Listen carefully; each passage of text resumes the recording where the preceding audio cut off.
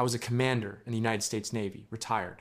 Welcome to my YouTube channel, NavyCast, where today I'll be sharing what life was really like aboard America's nuclear-powered aircraft carriers, the floating cities that once were my home. I still remember the steady hum of the reactors beneath my boots and the endless stretch of ocean in every direction. Life aboard an American nuclear-powered aircraft carrier was unlike anything most people could ever imagine. It wasn't just a ship, it was a floating city, alive with more than 4,500 men and women who ate, slept, worked, and sacrificed together for months at a time. The USS Gerald R. Ford, the newest and largest of its kind, stands as a symbol of that life. At over 1,092 feet long and weighing 100,000 tons, she's bigger than many towns in America and carries a community larger than some cities I visited during my years of service. When you step aboard, you don't just see steel and machinery, you see a world in motion, a place where every system, every sailor, every small detail matters. To the outside world, it may look like a warship. To those of us who served, it was home a place of discipline, camaraderie, and relentless duty. But have you ever wondered what it really takes to keep a city of 5,000 people alive in the middle of the ocean? Let's step into the scale and power of these carriers in the next part. Don't forget to hit like and subscribe so you can join me in uncovering the next secrets aboard the nuclear carrier. The first thing that strikes you about an American carrier is its sheer size. The USS Gerald R. Ford, where I once walked the steel decks, stretches 1,092 feet from bow to stern, longer than the Empire State Building is tall. At full load, she displaces over 100,000 tons of steel, machinery, and determination. Standing on her flight deck, more than 250 feet above the water, you can feel the power of a city at sea. But numbers tell only part of the story. The Ford is home to over 4,500 sailors, Marines, and airmen, closer to 5,000 during full deployment. That's more people than many towns across America. Each of us lived, worked, and trained aboard her day and night in a world where the ocean stretched endlessly in every direction. For 90 straight days, she can sustain that population without ever touching land, producing her own power, water, and food while cruising at more than 35 miles per hour. The cost of such strength is staggering. Building the Ford took nearly a decade and $13 billion, with another $4.7 billion poured into research and testing. But she was designed to save $4 billion in operating costs over her 50-year lifespan. For a ship that can launch 25% more aircraft with 25% fewer sailors than her predecessors, that's efficiency forged in steel. Carriers like the Gerald R. Ford are more than just warships. They are floating cities, living symbols of American ingenuity and resolve. When you stand on her deck, looking out at a horizon with no land in sight, you understand why these vessels remain the backbone of American sea power. Living on a carrier was never easy, but it was unforgettable. Imagine a small American town, except it floats, it never sleeps, and every part of it is dedicated to national defense. That's what life was like aboard. The first challenge was food. Feeding over 4,500 people required staggering effort. Our galleys served nearly 18,000 meals every day. To put that in perspective, a busy McDonald's might serve a few hundred meals daily, while our ship's kitchens turned out thousands every few hours.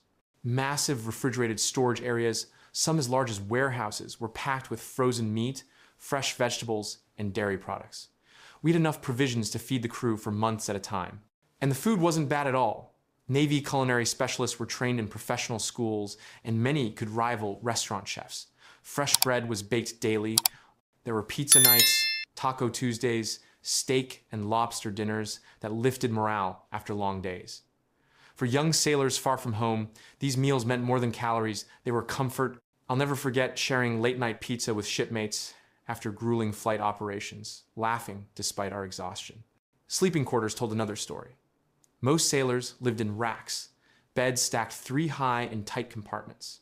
Each rack was just big enough to crawl into, with a small light air vent and a bit of storage space. Privacy was scarce, but each sailor decorated their space with photos or mementos from home, making it feel personal. Senior enlisted sailors had more room, and officers had small staterooms. Even the captain's quarters would feel cramped by civilian standards. Life aboard followed a rhythm, with no weekends or holidays. Work never stopped, maintenance, drills, watch standing, flight ops. The ship ran 24/7, and so did we. It was exhausting, but it built a discipline and camaraderie I still carry with me today. In truth, what made this floating city extraordinary wasn't just its size or power, it was the people. Every meal shared, every rack squeezed into, every long watch stood together, turned a steel fortress into a community. And that community is what carried us through months at sea. If there was one place on the ship where you felt the weight of responsibility every second, it was the flight deck. They called it the most dangerous 4 acres of real estate on Earth, and they weren't exaggerating. Up there, surrounded by roaring jet engines, swirling propellers, and the smell of jet fuel, every move had to be perfect. The deck crew wore bright-colored jerseys, what we called rainbow shirts. Each color had a role. Yellow shirts directed the movement of aircraft using precise hand signals to guide jets worth tens of millions of dollars. Blue shirts handled chains and chocks, securing planes to the deck. Red shirts loaded weapons and managed explosives. Purple shirts fueled aircraft, often standing just feet from roaring engines. Green shirts maintained the catapults and arresting gear, the systems that launched jets into the sky and caught them on their return. Every launch and recovery was a ballet of precision and danger. During peak operations, aircraft took off or landed every couple of minutes. One mistake, one moment of inattention, could destroy a $70 million F divided by A-18 Super Hornet, or cost a sailor his life. We trained relentlessly, drilling until muscle memory took over. Even then, every launch carried risk. I remember standing near the catapult, feeling the deck shake as the steam blasted and the jet screamed forward, leaping into the sky. The sheer power rattled through your chest. It never became routine, no matter how many times you saw it. And yet, despite the danger, there was pride. Watching those aircraft launch into the blue, knowing that we made it possible, filled every sailor with a sense of purpose. The flight deck was dangerous, yes, but it was also the heart of the carrier, the place where our mission came alive. While the flight deck carried the noise and drama, the real heart of the ship pulsed below. Deep in the steel belly of the Gerald R, Ford sat her twin nuclear reactors, massive A-1B power plants capable of running for over 20 years without refueling. To put that in perspective, those reactors produce enough electricity to power a city of 100,000 people. Every light, radar, computer, weapon system, and life support machine depended on that steady flow of nuclear energy. Working in engineering spaces was a world of its own. The air was hot, the noise constant, and the responsibility enormous. Nuclear-trained sailors spent nearly 2 years in schooling before they were trusted to touch a valve or panel. The margin for error was zero. We all knew that if those systems failed, thousands of lives and billions of dollars of hardware would be at risk. The engineering miracles didn't stop at power. The Ford could make her own fresh water, over 400,000 gallons every single day, drawn from seawater and purified until it was cleaner than what most Americans drink at home. That water kept us hydrated, cooked our meals, washed our clothes, and even cooled critical systems. Waste was handled with equal precision. Food scraps were ground up and disposed of safely. Human waste moved through onboard treatment plants, while garbage was compacted, shredded, or burned in incinerators. Nothing went over the side unless it was processed. A carrier had to remain self-sufficient, even in hostile waters thousands of miles from shore. Life below deck wasn't glamorous, but it was essential. You may never see the engineers in glossy Navy posters, but they kept the floating city alive. Without the steady hum of those reactors and the endless work of the engineering crews, the mighty Gerald R, Ford would be nothing but a dark, drifting hull. Keeping nearly 5,000 men and women healthy at sea required more than just discipline. It required a hospital afloat. The Gerald R, Ford carried a full medical department, operating rooms, X-ray facilities, dental chairs, a pharmacy, and even intensive care units. We could treat anything from a simple cold to a broken bone, and I personally saw surgeries performed while the ship was underway. Appendectomies, even heart procedures, were done miles from shore with nothing but the skill of Navy doctors and corpsmen. Knowing that kind of care was available gave the crew confidence, even in the middle of the Pacific. But health is more than medicine, it's also morale. In my early days at sea, communication home was almost non-existent. Sailors in the 1,970 seconds and 80 seconds might get one short phone call in an entire deployment. By the time I served on the Ford, satellite technology had changed everything. Email, internet access, and even video calls were possible. I remember the joy on young sailors' faces when they saw their children on a screen for the first time in months. Those moments mattered more than anyone ashore could imagine. Morale also came from daily life. The ship had gyms, a library, movie nights, talent shows, and sports competitions between departments. On calm days, we even held steel beach picnics on the flight deck, grilling burgers with nothing but blue ocean all around. Those moments reminded us that we weren't just sailors on a warship, we were a community. And that sense of connection kept us strong through the long months away from home. If you served aboard a carrier, you quickly learned that training never stopped. Even after long hours of flight operations or maintenance shifts, the drills came. Fire drills, damage control exercises, and full general quarters alarms, where every sailor reported to battle stations. We practiced them until they became second nature. There was no room for mistakes. On land, an error might mean a delay. At sea, with 5,000 lives and a $13 billion warship depending on you, an error could mean catastrophe. I can still hear the klaxon alarms echoing through the passageways, boots pounding metal decks as every sailor rushed to position. Within minutes, the entire ship transformed into a combat-ready machine. For the younger sailors, many barely out of high school, the responsibility was staggering. 19 and 20-year-olds were suddenly in charge of systems worth millions, sometimes billions of dollars. Yet they rose to the challenge. Through relentless training, they became leaders, technicians, and decision makers under pressure most civilians will never know. Discipline was the backbone of survival. We drilled so hard not because it was easy, but because we knew that in the chaos of combat or a shipboard emergency, muscle memory would save lives, and it often did.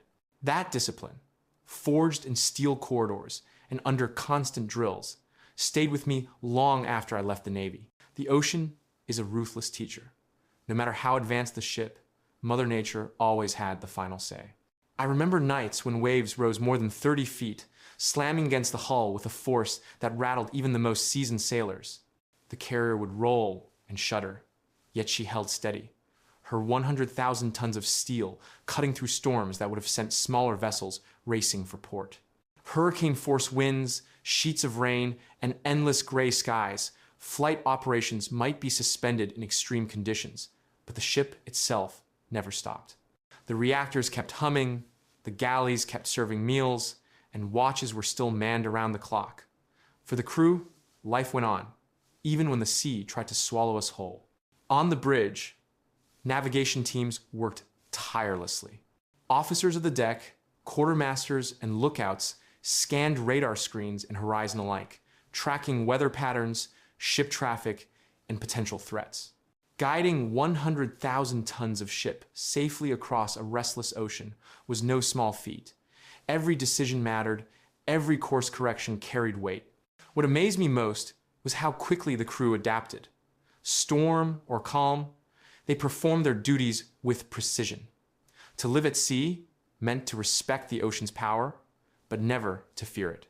That balance between awe and discipline was what kept us moving forward through any storm. What I remember most about my years at sea isn't just the roar of jets or the hum of the reactors, it's the people. A carrier's crew is a cross-section of America itself. On the Ford, we had sailors from every state and every background.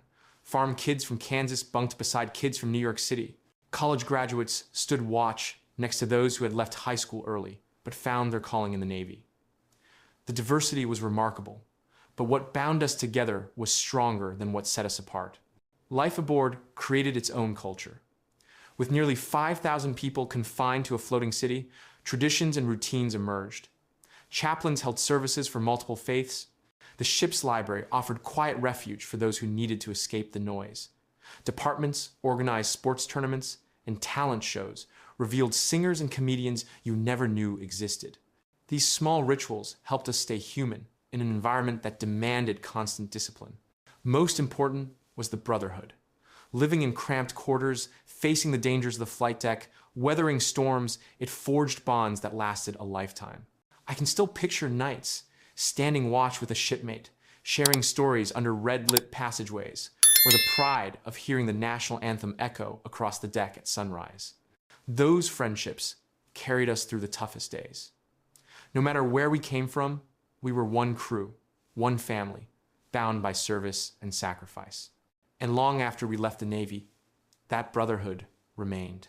Serving on a carrier taught me that these ships were more than tools of war, they were instruments of national strategy. The United States operates 11 nuclear-powered carriers, each one a city at sea with nearly 5,000 people aboard. Together, they represent unmatched global reach. Wherever American interests are threatened, a carrier can arrive, bringing air power, humanitarian aid, or simply a reminder that America is watching. The GeraldRFord was designed with that mission in mind. At $13 billion to build and $4.7 billion in research, she was the most expensive warship ever constructed. Critics often pointed to the price tag, but what they missed was the long-term savings. Ford's systems allow her to launch 25% more aircraft while requiring 25% fewer sailors. Over her 50-year life, she's expected to save $4 billion in operating costs. That's not waste, it's efficiency and endurance built into steel. The economic impact extended far beyond the shipyard. Thousands of contractors, suppliers, and civilian workers across the country supported her construction and deployment. And every deployment rippled back home families, schools, and communities tied to the lives of sailors serving at sea. Strategically, carriers remain America's most visible show of power. A single ship, stretching over 1,000 feet, can carry more combat aircraft than some nations possess in total. When one arrives on station, allies take comfort and adversaries take notice. For those of us who served, the carrier was more than strategy. It was sacrifice, duty, and pride. But as a nation, we must never forget. These floating cities are as much about deterrence and presence as they are about defense. Looking back now, years after I hung up my uniform, I realized that life aboard an aircraft carrier was more than just service. It was a way of life. The Gerald R. Ford and her sister ships were floating cities of steel, but what gave them soul were the 5,000 men and women who lived and worked inside. Every meal served, every jet launched, every night spent in a cramped rack was proof of what Americans can accomplish when we come together with purpose.